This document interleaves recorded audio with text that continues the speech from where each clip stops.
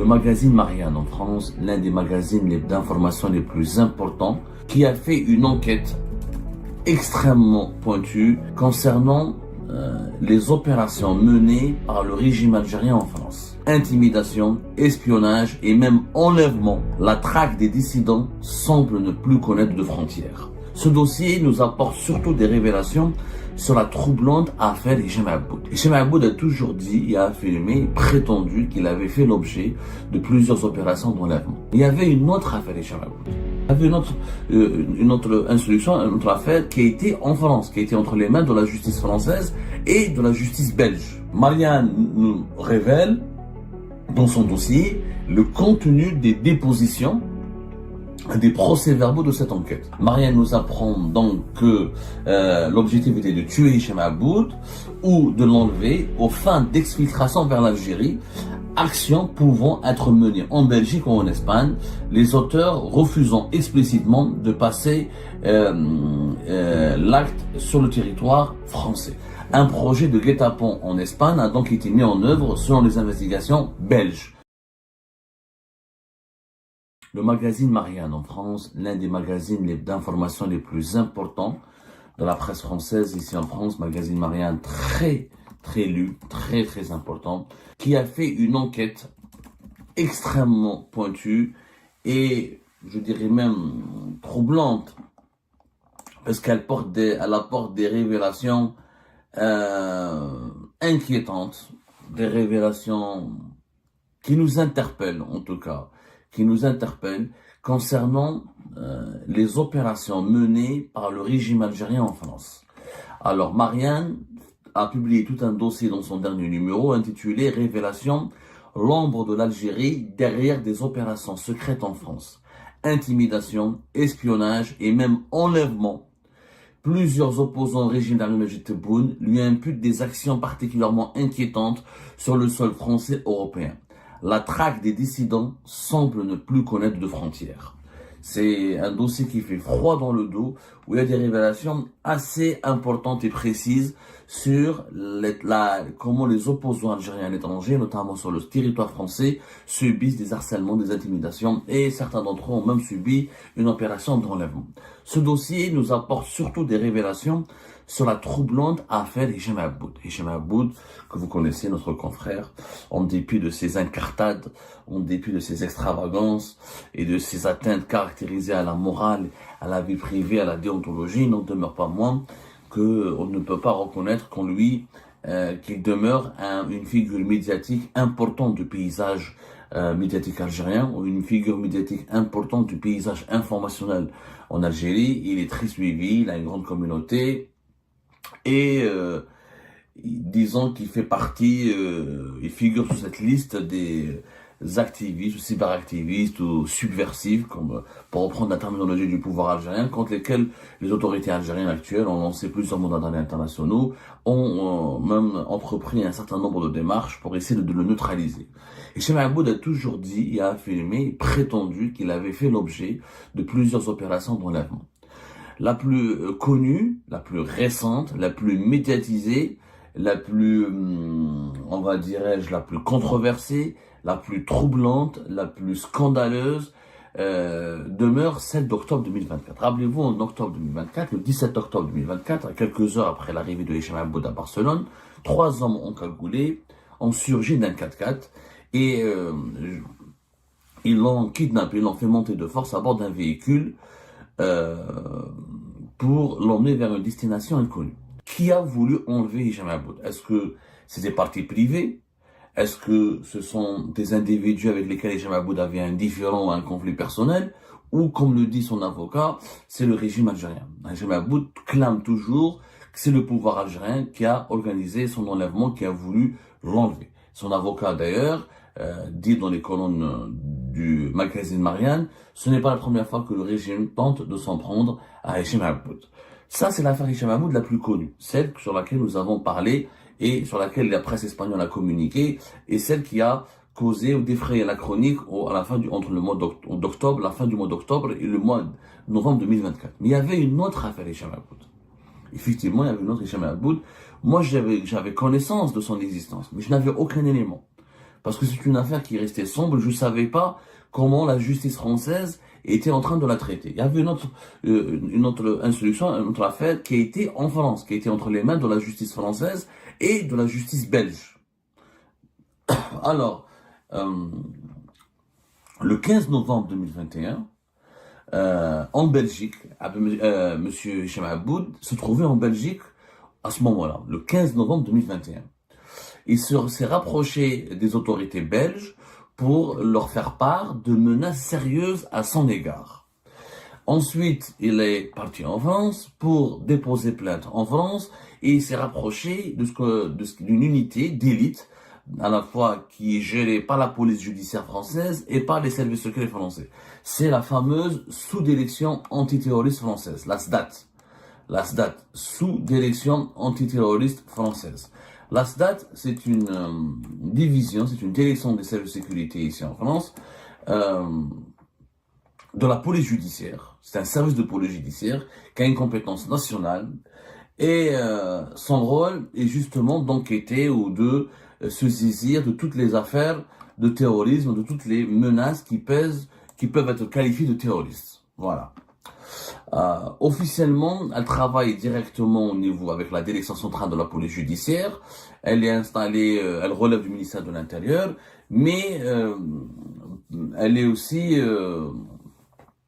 on va dire, même si elle est distincte, son statut, elle ne fait pas partie de la Direction générale de la sécurité intérieure, la DGSI, qui sont les services secrets en France. Mais ils partagent les mêmes locaux. Ils partagent les mêmes locaux à Levallois-Perret. Alors, Levallois-Perret dans la banlieue de Paris. Ils travaillent ensemble. Ils collaborent ensemble. Ils collaborent ensemble parce que les services secrets français, il faut savoir que les services secrets français, le renseignement intérieur français, ils ont le statut de policier. Ils travaillent, ils relèvent du ministère de l'Intérieur comme la police nationale en France, et ils partagent quelquefois les mêmes missions, et ils collaborent énormément ensemble, et ils forment des équipes communes pour travailler sur certains dossiers de grande criminalité ou sur des menaces terroristes qui menacent la sécurité nationale en France. La DGSI en France, alors, la DGSE, renseignement extérieur, relève du ministère des Armées, ce qui est l'équivalent en Algérie chez nous du ministère de la Défense nationale, mais la DGSI, le renseignement intérieur, relève du ministère de l'Intérieur. Et comme la police nationale en France. La police nationale en France, elle a son propre... En France, il y a plusieurs services de renseignement. Il n'y a pas que la DGSI et la DGSE. Même la police nationale, elle a son propre service de renseignement.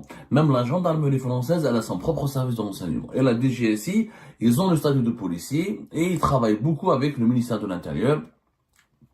Et donc, ils s'occupent de tout ce qui relève du contre-espionnage et de la menace contre la sécurité intérieure.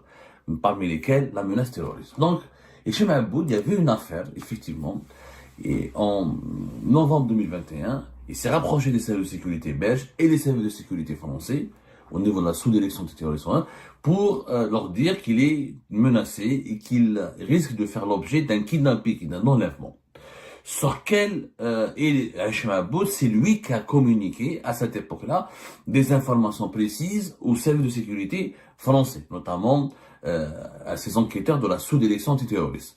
Quelles sont ces informations? Hichem Aboud s'est appuyé sur le témoignage, sur les confessions, sur les informations qui ont été communiquées par un ancien militaire algérien, d'un projet qui le visait. Le projet, c'est quoi? C'était d'espionner Hichem Aboud en premier lieu, ensuite de lui tendre un guet-apens, un piège en Belgique, pour l'enlever en Belgique, ensuite pour directement le transférer ou le détenir dans un lieu secret en Espagne en vue de son exfiltration ou de son rapatriement musclé et obligé et contraint vers l'Algérie. La principale source de cette affaire, c'est un ancien agent des services secrets qui s'appelle Abdelkader Tira. Tira Hada, c'est un phénomène. Les Algériens ne le connaissent pas beaucoup. Abdelkader Tira. Tira, c'est un ancien officier des services secrets algériens qui a écrit des livres contre le pouvoir algérien, etc. C'est un ancien officier qui a fait défection. Les Harab. C'est un officier qui a fait la fuite et il a écrit Notre guerre contre les islamistes, la mémoire traquée, etc. Il s'est fait connaître au début des années 2000 parce que c'est lui qui a témoigné dans l'affaire des mondes de Tébéline. Et je sais qu'il avait un petit grade, c'était pas ni un colonel, etc. Il avait demandé l'asile politique en Belgique, ensuite il est parti en Hollande, ensuite il s'est retrouvé en Thaïlande. Il a une histoire totalement troublante, très D'ailleurs, lui-même n'est pas très crédible, il faut dire la vérité. D'ailleurs, Marianne, ils le disent. Alors, c'est Abdelkader Tira, c'est lui qui a dit que les services secrets algériens l'ont approché pour lui proposer en échange d'un droit de revenir en Algérie à la condition qu'il se rétracte de ses déclarations sur ce qui a été dit sur la Fadémon de TBI, et s'il collabore avec eux, dans cette mission qui visait à neutraliser Hicham Aboud, et ben il pourrait être réhabilité et pouvait venir en Algérie. Donc la mission consistait en quoi? La mission consistait encore une fois comment dirais-je, à tendre un piège à Hicham Aboud pour le kidnapper en Belgique, ensuite l'emmener en Espagne. Abdelkader Tira va donner tous ses contacts et toutes ses conversations avec 3 personnes, dont une personne était le fils du général Khaled Nazar, Lotfi Nazar. Il y avait des enregistrements. D'ailleurs, les enregistrements d'Abdelkader Tira et Lotfi Nazar concernant Hicham Aboud ont circulé à l'époque sur les réseaux sociaux. MLDZ les a diffusés. Moi, Abdelkader Tira m'a contacté pour me dire voilà, ils ont voulu, les services secrets algériens, à travers le service de renseignement extérieur. Lui, il était en contact visiblement avec la DDSE, la Direction de la documentation de la sécurité extérieure. Je suis en contact avec eux. Et d'après lui, ils lui ont demandé non seulement de piéger Hicham Aboud, mais de me piéger moi aussi, de piéger Zeto, de piéger un certain nombre, tous les opposants algériens qui parlaient à l'étranger. Donc moi, j'ai jamais pu vérifier ces informations. Et je n'y ai jamais fait confiance. Abdelkader Tira, pour une raison simple, parce que il se trouve que j'ai assisté à des scènes durant lesquelles j'ai vu Abdelkader Tira négocier avec des interlocuteurs à lui, leur demander de l'argent en échange de certaines de ces informations. Et moi, je fais jamais confiance aux sources qui nous demandent de l'argent pour nous donner des informations. Ces sources vénales sont toujours dangereuses, toujours manipulatrices. Donc, je me suis méfié. Mais j'ai jamais pu dire est-ce que c'était faux, comme j'ai jamais pu dire est-ce que c'était vrai. Donc, j'ai laissé passer, je me suis dit, tant que j'ai pas de preuves, j'ai pas pu enquêter plus parce que la première source de cette affaire, Abdelkader Tira, m'a pas semblé fiable. D'ailleurs, Hicham Aboud a continué à communiquer avec les autorités françaises, avec les enquêteurs français, en se basant toujours sur les informations d'Abdelkader Tira. Et lui, Abdelkader Tira a donné des enregistrements à Hicham Aboud, qui les a transférés vers les enquêteurs de l'ASDAT. Visiblement, les enquêteurs de l'ASDAT ont interrogé, ont travaillé, ont auditionné Abdelkader Tira. Ils ont identifié au cours de l'enquête 2 hommes connus des services de renseignement français comme étant des proches des services secrets algériens. Alors, Marianne nous révèle dans son dossier le contenu des dépositions des procès-verbaux de cette enquête, qui a été menée par les enquêteurs de la sous-direction antiterroriste. Marianne nous apprend donc que l'objectif était de tuer Hicham Aboud ou de l'enlever aux fins d'exfiltration vers l'Algérie, action pouvant être menée en Belgique ou en Espagne, les auteurs refusant explicitement de passer l'acte sur le territoire français. Un projet de guet-apens en Espagne a donc été mis en œuvre selon les investigations belges. Parce que la Belgique, les services de sécurité belges menaient leur enquête de l'autre côté, et les services de sécurité français menaient leur enquête de l'autre côté concernant cette affaire Hicham Aboud, puisque Hicham Aboud devait être apparemment en Belgique au moment des faits, quand il a été approché par Abdelkader Tira, quand les renseignements extérieurs algériens auraient demandé selon Abdelkader Tira d'espionner Hicham Aboud, de l'approcher, de le manipuler, de lui tendre un piège, pour l'amener vers l'Espagne ou sur le territoire espagnol.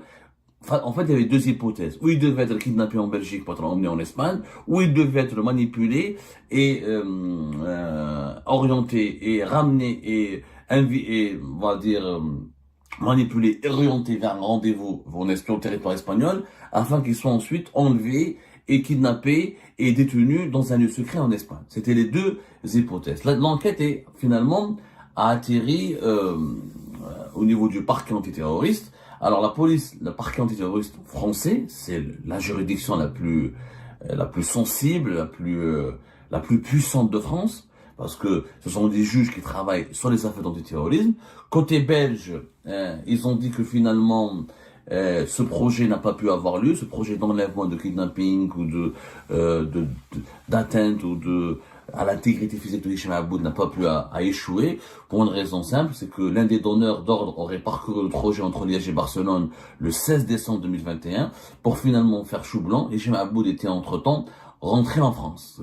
Hicham Aboud qui était en Belgique, il devait aller vers Barcelone. Finalement, il n'est pas parti à Barcelone parce qu'il a été averti par la Abdelkader Tira et finalement il est revenu en France pour aller se plaindre, pour aller interpeller les services de sécurité français après avoir averti les services de sécurité belges. Donc, l'opération d'enlèvement n'a pas pu avoir lieu. L'enquête avait commencé, mais le 22 mai 2023, c'est-à-dire 2 ans plus tard, les faits ont eu lieu entre novembre et décembre 2021. Donc, le 22 mai 2023, 2 ans après, il y a une enquête menée par les autorités françaises et les autorités belges. Les autorités belges, je ne sais pas, est-ce que le dossier est parvenu au juge ou à une juridiction belge, mais en France, la sous-direction antiterroriste, la SDAT, a transmis son enquête et tous les procès-verbaux et toutes ces auditions à des juges du parquet national antiterroriste qui a classé l'affaire le 22 mai 2023. Ils ont classé l'affaire, il n'y aura pas de poursuite judiciaire. Cette affaire a été classée pourquoi? Parce que les juges français ont dit que les faits ou les circonstances des faits de la procédure n'ont pas pu être clairement établis par l'enquête. Les juges français, ils ont dit que l'enquête qui a été menée par nos services de sécurité n'a pas pu déterminer avec précision qu'il y a eu que Hicham Aboud était vraiment menacé par une opération d'enlèvement. Voilà. En réalité, le témoignage de Abdelkader Tira n'a pas été pris peut-être en considération. D'ailleurs,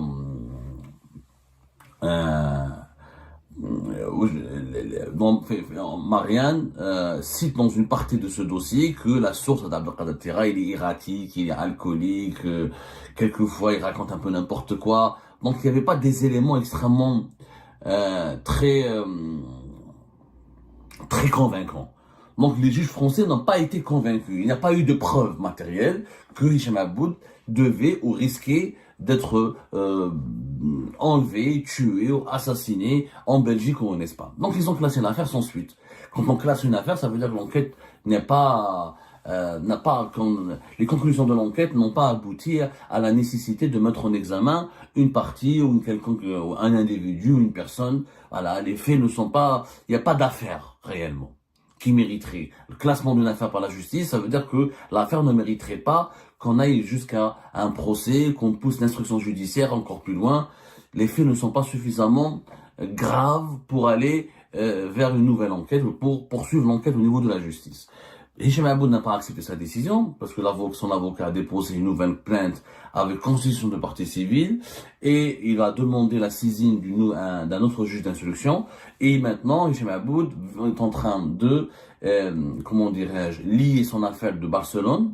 Il veut lier l'affaire sa mésaventure en Belgique en novembre et décembre 2021. Il veut la lier à son enlèvement qui a eu lieu en mi-octobre 2024. Il dit que ce sont les mêmes partis et ce sont les mêmes cercles liés au pouvoir algérien. Et c'est pour ça que son avocat et lui-même demande à la justice française comme à la justice espagnole de trouver des correspondances ou de lier les deux dossiers et de relancer donc l'instruction judiciaire sur cette première affaire dont personne n'avait entendu parler. Il faut savoir, سمعنا باللي Abdelkader Tira a donné des enregistrements, qu'il a été contacté par les services de sécurité français, mais on ne savait pas Marianne là nous a fait des précisions extrêmement importantes et troublantes, parce qu'on ne savait pas que le parquet antiterroriste avait classé l'affaire, que l'enquête avait duré 2 ans, qu'elle avait duré 2 ans quand même, de novembre 2021 jusqu'à mai 2023. Donc c'est quand même impressionnant que la justice française a considéré que les faits ou les circonstances